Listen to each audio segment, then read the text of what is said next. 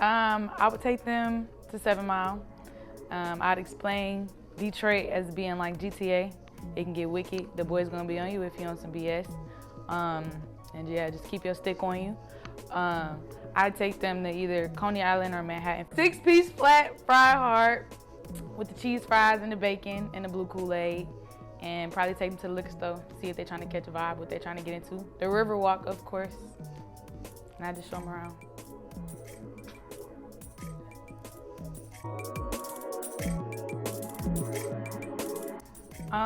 One thing about Detroit, like, we are so funny. I feel like we the funniest city for real. Like, the comedy that we have here is immaculate. I feel like it's because, like, we go through so much that we be trying to have a good time and we be trying to make each other laugh and smile.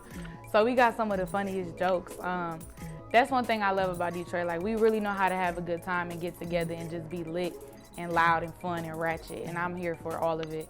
One thing that I think needs to change is when I go to cities like Atlanta, I see them come together, they bring their bread together, and they all motivate and help each other get a bag. That's something that I see lacking in Detroit. A lot of times there's jealousy and violence because somebody's on another level than somebody else. And I don't like that. I feel like we should come together more often, not just to have a good time, but to build and to put our money into one big pot. When you go to Atlanta, they got like TikTok houses, they got mansions full of people my age just coming together and putting all their money in a pot and making it out. And I think that's something I would really like to see in the city. But baby, it gets better if you wait and see. The system didn't fail you, my majesty. You should ask for patience and just wait for me. I'ma hold it down for you, just wait and see. Well, honestly, there's a lot of statistics about the foster care system. Number one, 40% of us, our population doesn't graduate. So I feel like just me graduating high school was beating the odds for real.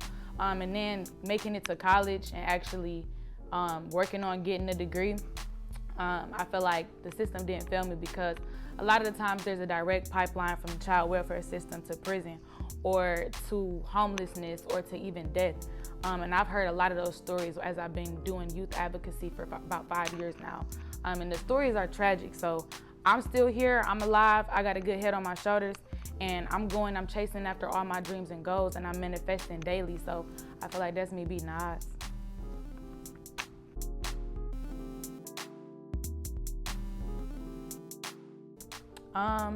Right now, there's a disproportionate amount of people who are homeless in the foster care system, and that results to them being caught up in the streets and gang violence.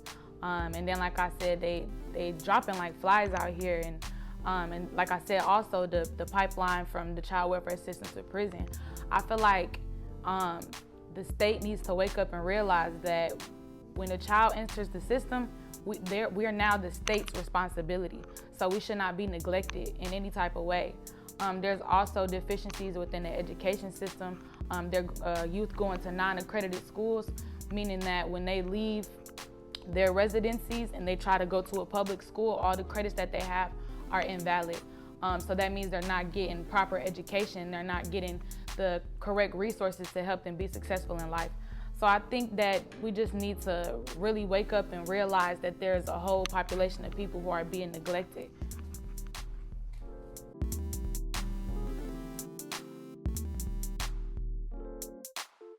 I tell her, don't worry, don't overthink, don't stress. You got this in the bag. I know it may look rough right now and like it look like your world might be falling apart, but trust me, like it's gonna get brighter, it's gonna get better. And I just tell her, like, don't get in no relationships. Don't fall for it. They don't love you, sis. Stay on your grind. Don't fall for it. And I tell her I love her.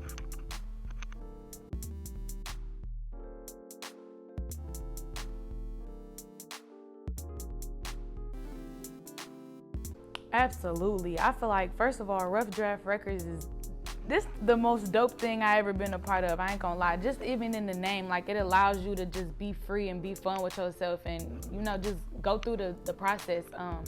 Definitely was a process writing these songs. But yeah, I think it'd be great because a lot of people in the foster care system have dreams. We got dreams just like the general population, if not more, because of where we come from and how hard it is to just survive. And I think that this would allow youth to tap into their creative juices and just you know, especially for the ones that want to make music, I learned a lot. It's basically like a music literature class. I learned a lot about how to break down lyricism. I learned a lot about epistemology, like the breakdown of words and all of that. So I think it'll be very beneficial. I make sure there's Twizzlers every day, not just on the last 2 days. Feel me? And honestly, I liked it. Maybe we can go outside next time and like vibe to the music outside. I know a lot of times when I get like writer's block, I just go outside and like let the wind and like nature speak to me. So I think that might be beneficial. But other than that, it was a great experience. For my future goals, I just want to keep trying to work on becoming a better version of myself. And I want to grow spiritually.